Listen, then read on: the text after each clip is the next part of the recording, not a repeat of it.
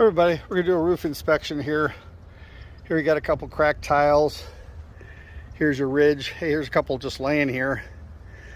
They came from somewhere. Here's where the cracked tiles start.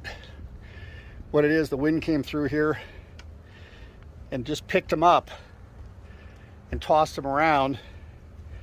The gusts of winds were about 80 miles an hour, and it just picked those tiles up and tossed them and damaged them. You can see right here and right here the condition of them. So overall, it looks like we got about 70, 80 tiles.